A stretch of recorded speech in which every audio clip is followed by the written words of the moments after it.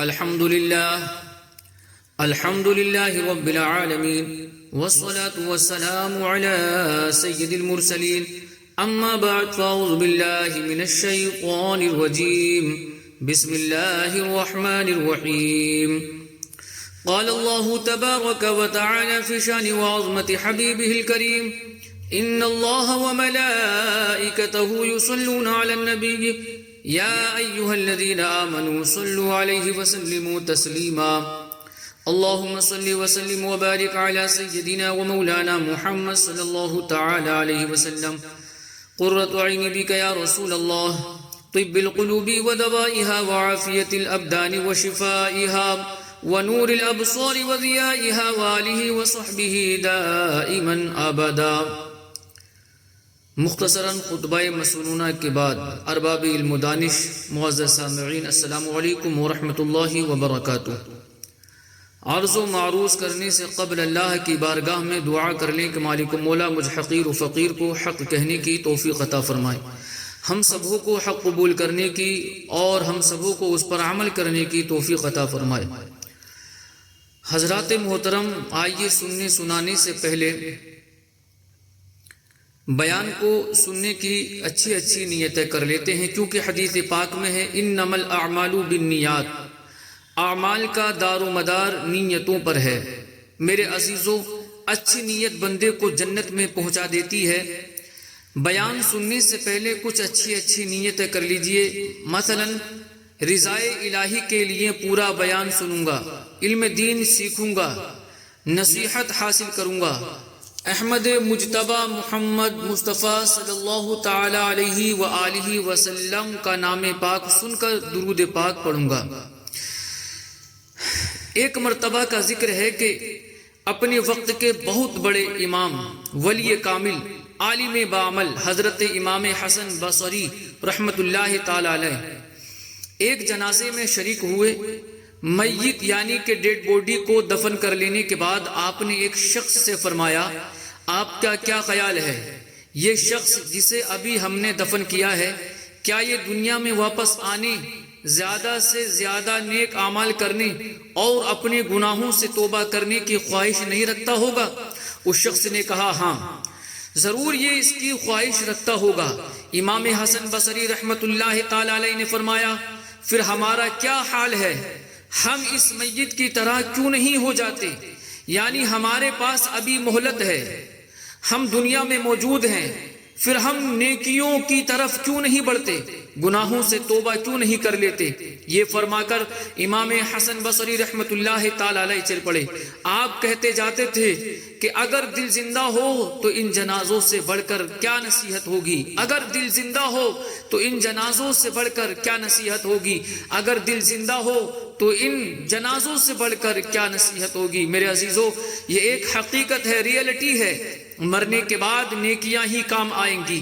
ہماری گاڑی، بنگلہ، bank balance, مال و دولت کے لیے ہماری بھاگ دوڑ، ہماری بڑی بڑی ڈگریاں، اعلیٰ کارکردگی کے میڈل، یہ سب کچھ دنیا ہی کا ہے، دنیا ہی میں رہ جائے گا. قبر میں صرف ہم اور ہمارے ساتھ ہمارے اعمال جائیں گے، اس کے سوا کوئی ہمارے ساتھ نہیں جائے گا. حدیث پاک میں ہے میت کے ساتھ 3 چیزیں جاتی ہیں، 2 واپس لوٹ آتی ہیں اور ایک اس کے ساتھ ہی رہ جاتی ہے. نمبر 1 اس کے اہل و عیال، نمبر 2 اس کا مال، اور نمبر 3 اس کا عمل ساتھ جاتے ہیں. پھر مال اور اہل و عیال، فیملی وغیرہ، رشتہ دار و اقارب تو پلٹ آتے ہیں، مگر اس کا عمل اس کے ساتھ ہی رہ جاتا ہے. میرے عزیزو، روایت میں ہے کہ ایک دن اللہ پاک کے آخری نبی محمد عربی صلی اللہ تعالی علیہ وسلم نے فرمایا، تمہارے اہل و عیال، مال اور اعمال کی مثال اس شخص کی طرح ہے جس کے 3 محبوب دوست ہوں. جب اس کی موت کا وقت قریب آئے تو وہ اپنے تینوں دوستوں کو بلائے اور ایک سے کہے تم میری حالت دیکھ رہے ہو، یہ بتاؤ کہ تم میرے لیے کیا کر سکتے ہو؟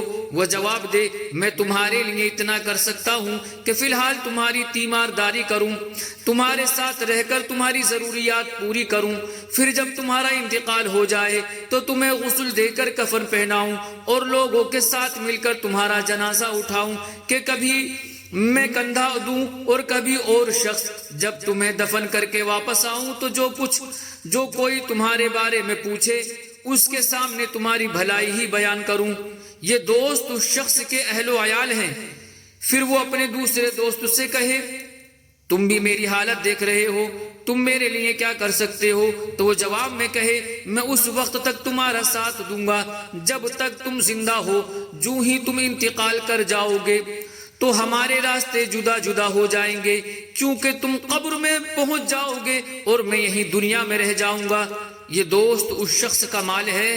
پھر وہ شخص اپنے تیسرے دوست سے کہے یقیناً تم بھی میری حالت دیکھ رہے ہو اور تم نے میرے اہل و عیال اور مال کا جواب بھی سن لیا ہے، بتاؤ تو تم میرے لیے کیا کر سکتے ہو؟ وہ اسے تسلی دیتے ہوئے کہے میرے دوست میں تو قبر میں بھی تمہارے ساتھ رہوں گا اور تمہیں وحشت سے بچاؤں گا، اور جب حساب کا دن آئے گا تو میں تیرے میزان میں جا بیٹھوں گا اور اسے وزندار کر دوں گا۔ یہ دوست اس کا عمل ہے۔ صحابہ کرام رضی اللہ تعالی عنہم اجمعین نے عرض کیا رسول اللہ صلی اللہ علیہ وسلم یہ تو بڑا اچھا دوست ہے۔ نبی پاک صلی اللہ علیہ وسلم نے فرمایا میرے صحابہ یہی حقیقت ہے، یا عاشقان رسول یہ ہمارے تین دوست ہیں، یعنی آدمی اس دنیا میں زیادہ تر انہی تین چیزوں کی فکر میں رہتا ہے، بلکہ زیادہ تر لوگوں کو اپنے مال اور اہل و عیال کی فکر ستاتی ہے۔ عموماً لوگ انہی کی وجہ سے گناہوں میں مبتلا ہو جاتے ہیں، حلال و حرام کا فرق مٹا دیا جاتا ہے۔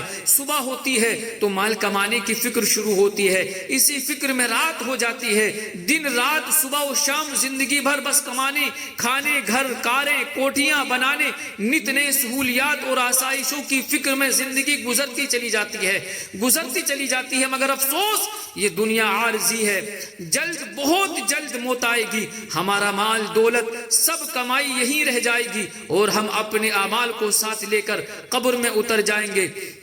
اللہ پاک ارشاد فرماتا ہے وَمَنْ عَمِلَ صَالِحًا فَلِأَنفُسِهِمْ يَمْهَدُونَ، اور جو اچھا کام کریں وہ اپنے ہی کے لیے تیاری کر رہے ہیں۔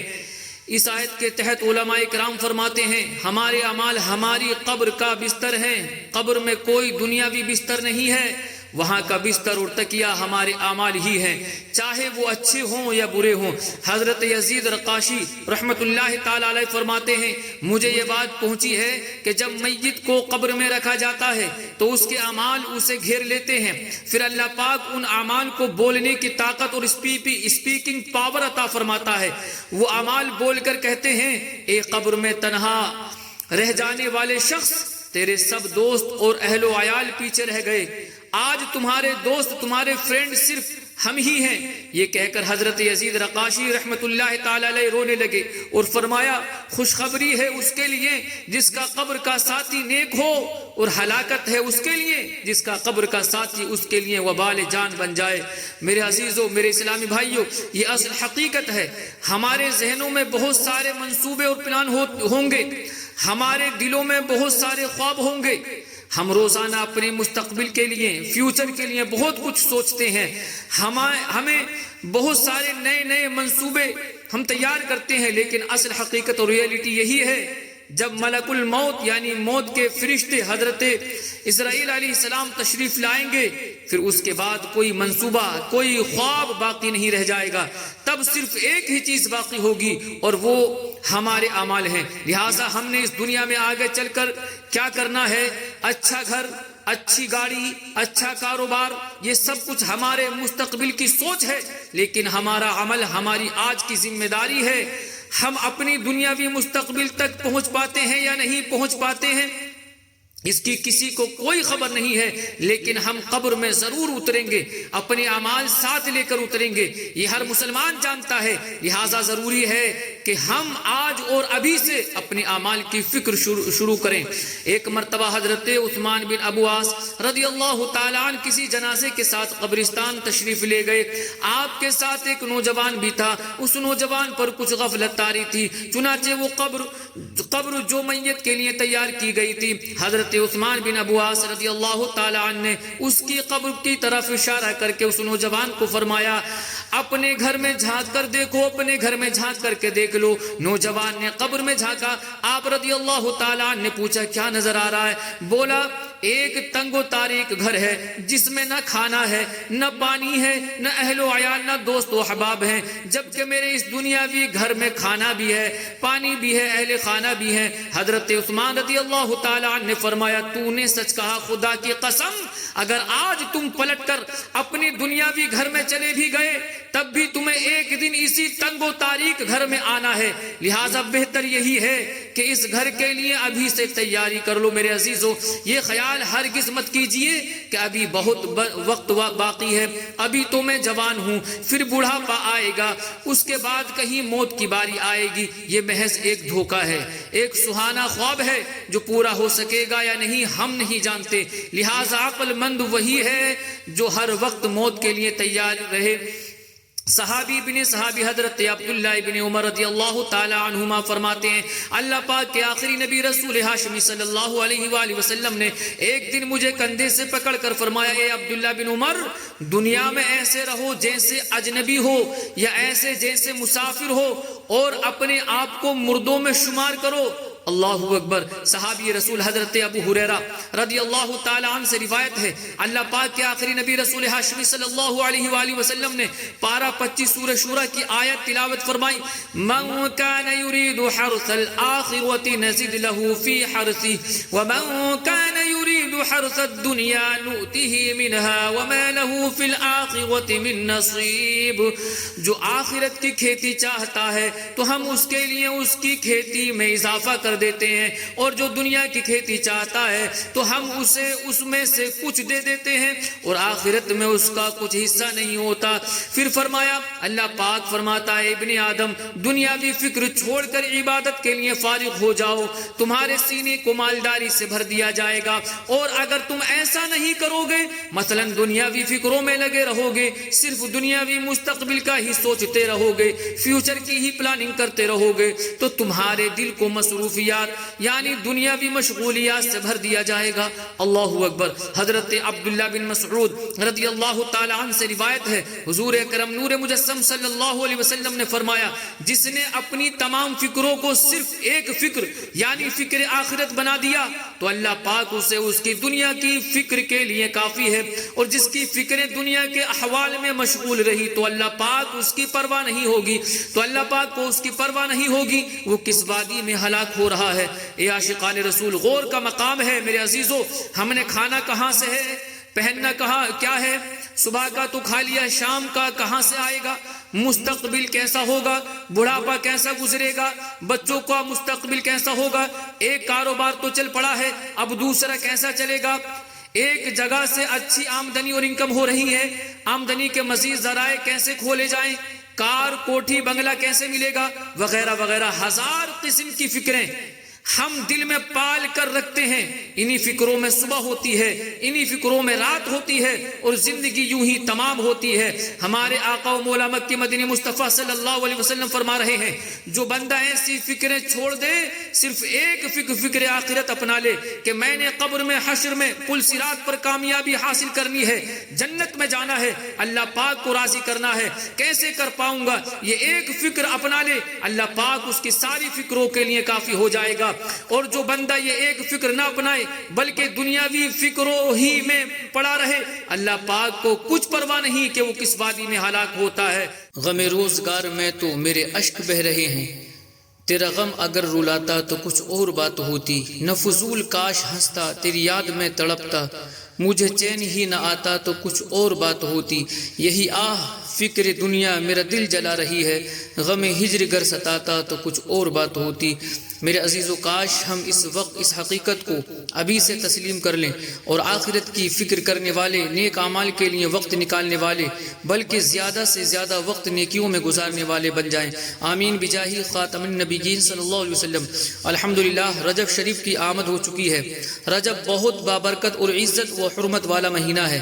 جنتی صحابی حضرت انس بن مالک رضی اللہ تعالیٰ عنہ فرماتے ہیں، رجب شریف کا مہینہ آتا تو اللہ پاک کے محبوب نبی رسول ہاشمی صلی اللہ علیہ وآلہ وسلم یہ دعا کیا کرتے تھے، اللہم بارک لنا فی رجب و شعبان وبلغنا رمضان، یعنی اے اللہ پاک تو ہمارے لیے رجب اور شعبان میں برکت عطا فرما اور ہمیں رمضان تک پہنچا دے۔ آئیے ہم بھی یہ دعا پڑھ لیتے ہیں، اللہم بارک لنا فی رجب و شعبان وبلغنا رمضان۔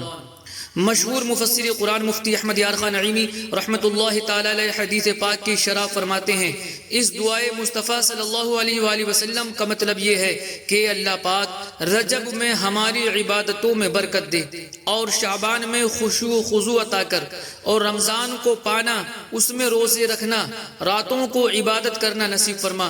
صوفیہ اکرام فرماتے ہیں، رجب بیج بونے کا مہینہ ہے، شعبان پانی دینے کا، اور رمضان المبارک فصل کاٹنے کا مہینہ ہے۔ رجب میں نوافل میں خوب کوشش و ایفورٹ کرو، شعبان میں اپنے گناہوں پر آنسو بہاؤ، اور رمضان میں اللہ پاک کو راضی کر کے اس کھیت کو خیریت سے کاٹ لو۔ اللہ پاک ہمیں ماہ رجب شریف کا احترام کرنے، اس ماہ مبارک میں کثرت کے ساتھ نیکیاں کرنے اور قبر و آخرت کی فکر کرنے کی توفیق نصیب فرمائے۔ یاد رکھیے، عبادات میں سب سے پہلا اور اہم درجہ فرائض کا ہے۔ نیکیاں کرنے اور عبادت گزار بننے کے لیے ضروری ہے کہ ہم اپنے فرائض پورے کریں۔ مثلا 5 نمازیں بجماعت مسجد میں ادا کرنے کی عادت و ہیبٹ بنائیں۔ زکوٰۃ فرض ہوتی ہے تو زکوٰۃ ادا کریں۔ روزوں کی قضا رہتی ہو تو وہ جلد از جلد پوری کر لیں۔ دیگر جتنے فرائض و واجبات ہیں ان سب کو پورا کریں۔ پھر اس کے بعد نیک اعمال کا میدان بہت وسیع ہے۔ اگر ہم اپنا ذہن بنا لیں، نیکیوں کی حرص دل میں پیدا کر لیں تو روزانہ کی بنیاد پر بہت آسانی کے ساتھ ہزاروں نیکیاں کما سکتے ہیں۔ مثلا سچی توبہ ایک آسان نیکی ہے۔ آخری نبی مکی مدنی مصطفیٰ صلی اللہ علیہ وآلہ وسلم نے فرمایا، التائب من الذنب کمن لا ذنب لہ، یعنی گناہوں سے توبہ کرنے والا ایسا ہے جیسے اس نے گناہ کیا ہی نہیں۔ توبہ کرنے والا خوش نصیب گناہوں کی معافی کے ساتھ ساتھ دیگر فضائل مثلا انعامات جنت کا بھی مستحق ہو جاتا ہے۔ پارہ 28 سورہ تحریم کی آیت نمبر 8 میں ہے، یا ایھا الذین آمنوا توبوا الی اللہ توبۃ نصوحا عسى ربکم ان یکفر عنکم سیئاتکم ویدخلکم جنات تجری من تحتها الانہار۔ اے ایمان والو، اللہ کی طرف ایسی توبہ کرو جس کے بعد گناہ کی طرف لوٹنا نہیں۔ قریب ہے کہ تمہارا رب تمہاری برائیاں تم سے مٹا دے اور تمہیں ان باغوں میں داخل کر دے جن کے نیچے نہریں رواں ہیں۔ میرے عزیزو، سچی توبہ کی صرف 3 شرائط، 3 کنڈیشنز ہیں۔ نمبر 1، گناہ کو اللہ پاک کی نافرمانی سمجھ کر اس پر شرمندہ ہونا۔ نمبر 2، آئندہ وہ گناہ نہ کرنے کا پکا ارادہ کریں۔ اور نمبر 3، اس گناہ کی تلافی کرے، یعنی کہ نماز قضا کی تھی تو اب حساب لگا کر ادا کرے، کسی مسلمان کو بلا اجازت شرعی تکلیف دی تھی تو اس سے معافی مانگے، کسی کا قرض دبا لیا تھا تو واپس کرے اور معافی بھی مانگے۔ میرے عزیزو، ہم آج ہی سے اپنا ذہن بنائیں، ہم گناہگار لوگ ہیں، نفس و شیطان کی چالوں میں آ کر ہم سے گناہ ہو ہی جاتے ہیں۔ اول تو ہم نے یہ بھرپور کوشش کرنی ہے کہ گناہ کا خیال بھی دل میں نہ آنے دیں۔ پھر اگر کوئی گناہ ہو ہی جاتا ہے تو فوراً توبہ کریں۔ پھر اس کے ساتھ ساتھ روزانہ کم از کم 1 بار تمام گناہوں سے توبہ کرنے کی عادت بنائیں۔ بہتر یہ ہے کہ روزانہ رات کو سونے سے پہلے صلاۃ التوبہ کے 2 نفل پڑھیں، پھر چند منٹ کے لیے تنہائی میں بیٹھ جائیں، قبر و آخرت کو یاد کریں اور اپنے گناہوں کو یاد کر کے بن پڑے تو رو رو کر اللہ پاک کے حضور توبہ کرنے کی عادت بنائیں اور اس کو اپنے روزانہ کے جدول کا حصہ بنائیں۔ انشاءاللہ الکریم گناہ معاف بھی ہوتے رہیں گے، نیکیاں بھی ملیں گی، اور اللہ پاک نے چاہا تو توبہ کی برکت سے اللہ پاک کے پیارا بندہ بننے میں بھی کامیاب ہو جائیں گے۔ میرے عزیزو، اللہ پاک کا ذکر کرنا بھی ایسی آسان عبادت ہے کہ اسے انسان تھوڑی سی توجہ سے کسی بھی وقت انجام دے سکتا ہے۔ اس کے فضائل اور فوائد و بینیفٹ بے شمار ہیں۔ چنانچہ حضرت ابو موسیٰ رضی اللہ تعالیٰ عنہ سے روایت ہے کہ اللہ پاک کے آخری نبی مکی مدنی مصطفیٰ صلی اللہ علیہ وآلہ وسلم نے فرمایا، اگر ایک شخص کی جھولی درہموں سے بھری ہوئی ہو اور وہ انہیں تقسیم کر رہا ہو اور دوسرا اللہ پاک کا ذکر کر رہا ہو تو اللہ پاک کا ذکر کرنے والا افضل ہوگا۔ ترمذی شریف کی حدیث پاک ہے کہ پیارے آقا مکی مدنی مصطفیٰ صلی اللہ علیہ وآلہ وسلم سے سوال کیا گیا، یا رسول اللہ صلی اللہ علیہ وسلم، قیامت کے دن اللہ پاک کے نزدیک سب سے افضل درجے والا کون شخص ہوگا؟ تو فرمایا، اللہ پاک کا کثرت سے ذکر کرنے والا یا اللہ پاک کا قرب حاصل کرے گا۔ غور فرمائیے کہ ذکر اللہ کے کتنے فضائل ہیں۔ ہمیں روزانہ کچھ نہ کچھ ذکر و اذکار کی بھی عادت بنا لینی چاہیے۔ صبح و شام 100 مرتبہ سبحان اللہ پڑھنے کی عادت بنا لیجیے۔ حدیث پاک کے مطابق جو صبح شام 100 مرتبہ سبحان اللہ پڑھے وہ حج کرنے والے کی طرح ہے۔ اسی طرح کلمہ طیبہ لا الہ الا اللہ محمد رسول اللہ پڑھنے کی عادت بنائیے۔ روایات میں ہے جو بندہ دن یا رات کے کسی گھڑی میں لا الہ الا اللہ محمد رسول اللہ کہتا ہے تو اس کے اعمال نامے سے برائیاں مٹا کر ان کی جگہ اتنی ہی نیکیاں لکھ دی جاتی ہیں۔ سبحان اللہ۔ حدیث شریف میں دو عادتیں ایسی ہیں جو بندہ ان پر ہمیشگی اختیار کرے گا جنت میں داخل ہوگا۔ یہ دونوں کام ہیں تو بہت آسان، مگر ان پر عمل کرنے والے لوگ بہت کم ہیں۔ تم میں سے کوئی ہر نماز کے بعد 10 مرتبہ سبحان اللہ، 10 مرتبہ الحمدللہ اور 10 مرتبہ اللہ اکبر پڑھ لیا کرے تو یہ زبان پر 150 ہیں جبکہ میزان پر 1500 ہے۔ پھر جب وہ اپنے بستر کی طرف آئے تو 33 مرتبہ سبحان اللہ، 33 مرتبہ الحمدللہ اور 34 مرتبہ اللہ اکبر کہے۔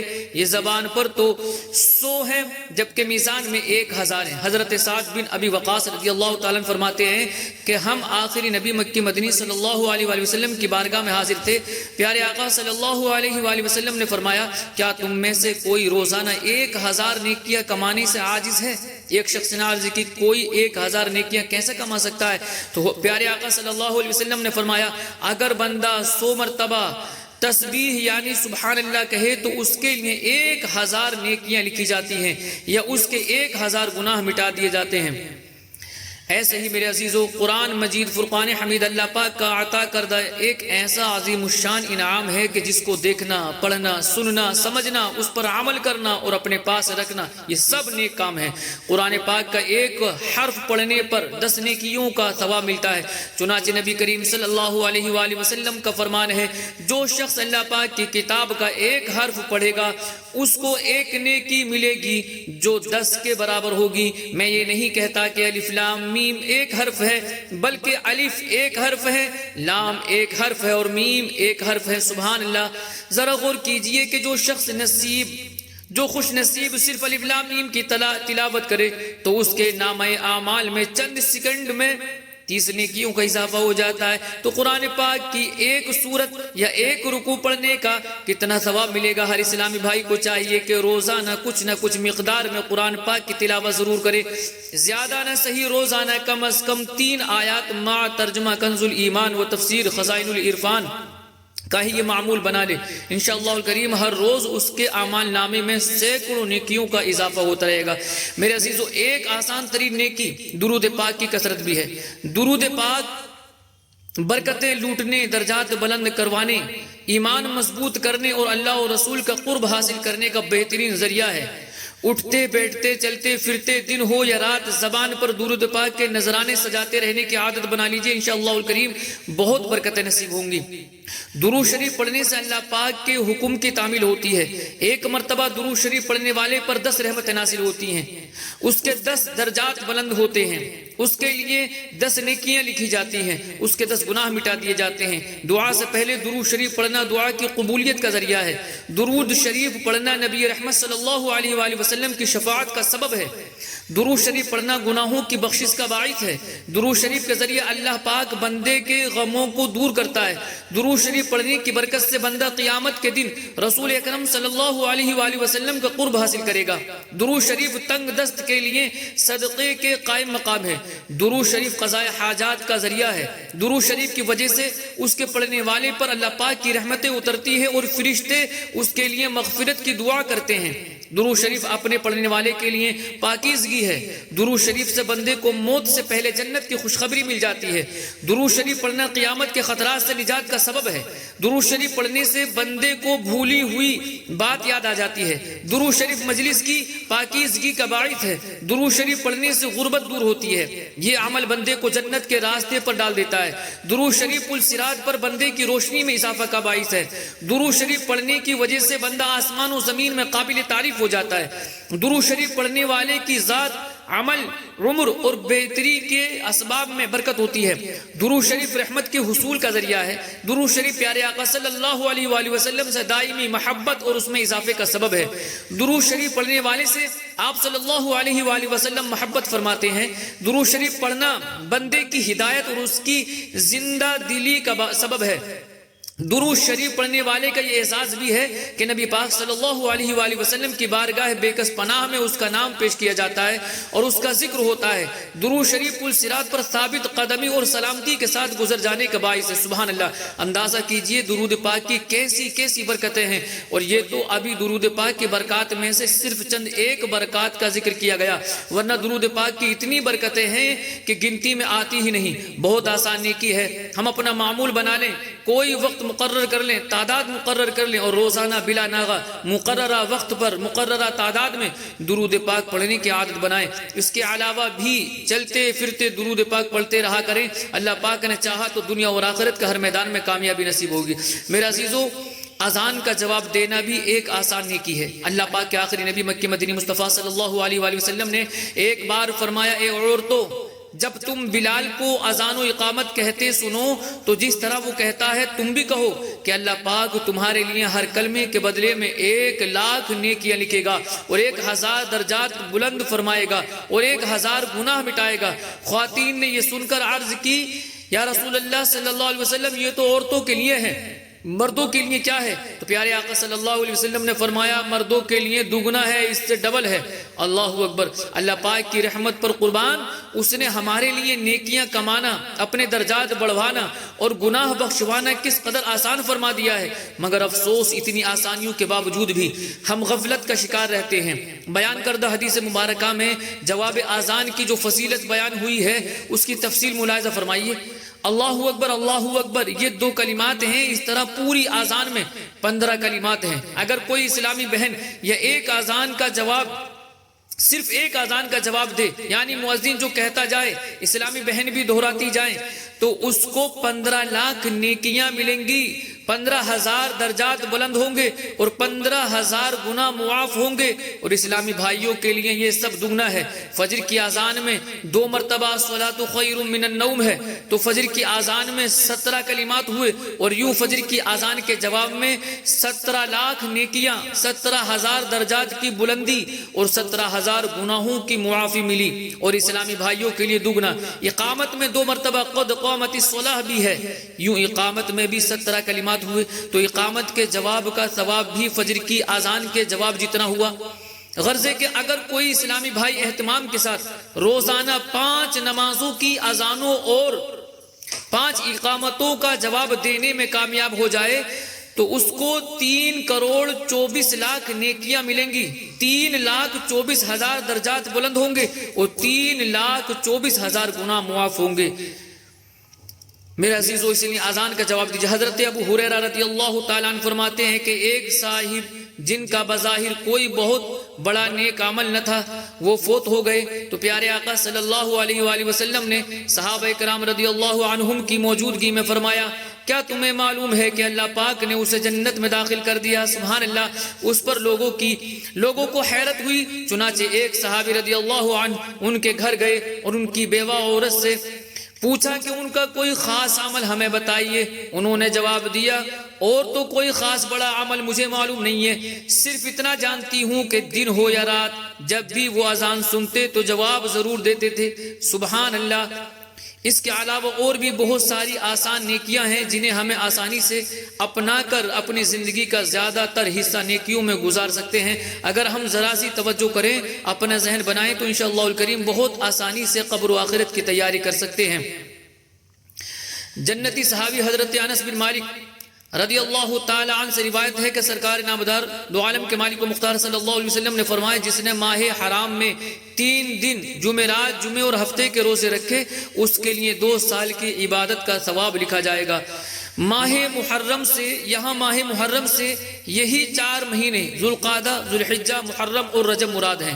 ان 4 مہینوں میں سے جس مہینے میں بھی جمعرات جمعہ اور ہفتے کا روزہ رکھ لیں تو انشاءاللہ الکریم 2 سال کی عبادت کا ثواب پائیں گے۔ سبحان اللہ۔ عارف باللہ شیخ ضیاء الدین دیرینی رحمت اللہ تعالی علیہ فرماتے ہیں، روایت میں ہے کہ جس نے رجب کے 7 روزے رکھے اس کے لیے جہنم کے دروازے بند کر دیے جاتے ہیں، اور جس نے رجب شریف کے 10 روزے رکھے وہ اللہ پاک سے جو مانگتا ہے اللہ پاک اسے عطا فرماتا ہے۔ اور بے شک جنت میں ایک محل ہے، اس محل کے سامنے دنیا ایک پرندے کے گھونسلے کی طرح ہے۔ اس محل میں صرف وہ داخل ہوگا جس نے رجب میں روزے رکھے ہوں گے۔ سبحان اللہ۔ اللہ پاک ہمیں ماہ رجب کا احترام کرنے، اس میں خوب نفل روزے رکھنے اور خوب نیکیاں کرنے کی اور گناہوں سے بچے رہنے کی توفیق نصیب فرمائے، آمین بجاہ النبی خاتم النبیین صلی اللہ علیہ وسلم۔ بیان کو اختتام کی طرف لاتے ہوئے سنت کی فضیلت و چند آداب زندگی بیان کرنے کی سعادت حاصل کرتا ہوں۔ تاجدار رسالہ شہنشاہ نبوت صلی اللہ علیہ وآلہ وسلم نے فرمایا، من احب سنتی فقد احبنی ومن احبنی کان معی فی الجنہ۔ جس نے میری سنت سے محبت کی اس نے مجھ سے محبت کی، اور جس نے مجھ سے محبت کی وہ جنت میں میرے ساتھ ہوگا۔ سبحان اللہ۔ پیارے آقا صلی اللہ علیہ وآلہ وسلم نے فرمایا، جب بندہ اپنے کھانے میں کمی کرتا ہے تو اس کا سینہ نور سے بھر دیا جاتا ہے۔ میرے عزیزو، کم کھانا سنت ہے۔ ہمارے پیارے آقا صلی اللہ علیہ وآلہ وسلم بھوک سے کم کھایا کرتے تھے۔ آپ صلی اللہ علیہ وآلہ وسلم جب تک دنیا میں تشریف فرما رہے کبھی لگاتار 2 راتیں پیٹ بھر کر نہ کھایا۔ آپ صلی اللہ علیہ وآلہ وسلم بھوک کے سبب پیٹ پر پتھر باندھا کرتے تھے۔ پیارے آقا صلی اللہ علیہ وآلہ وسلم کی ساری سنتیں ہیں۔ کھانے کی مقدار کتنی ہونی چاہیے، اس کے تعلق سے یہ بھوک رکھ کر کھانا سنت ہے۔ جتنی بھوک ہے اتنا کھا لینا مباح ہے، اس میں نہ گناہ ہے نہ ثواب۔ پیٹ بھر کر اتنا کھانا کہ پیٹ خراب ہونے کا گمان ہو تو یہ حرام ہے۔ پیٹ بھر کر اتنا کھانا کہ پیٹ خراب ہونے کا اندیشہ نہ ہو تو یہ مکروہ ہے۔ غذا میں اتنی کمی کر دینا کہ فرائض کی ادائیگی میں خلل آئے یہ ناجائز ہے۔ میرے عزیزو، اللہ پاک کی بارگاہ میں دعا ہے مالک مولا ہم تمام کو تمام فرائض، تمام واجبات اور تمام سنن و نوافل پر ان کے وقتوں پر ادا کرنے کی توفیق عطا فرمائے۔ وآخر دعوانا الحمدللہ رب العالمین۔ السلام علیکم ورحمۃ اللہ وبرکاتہ۔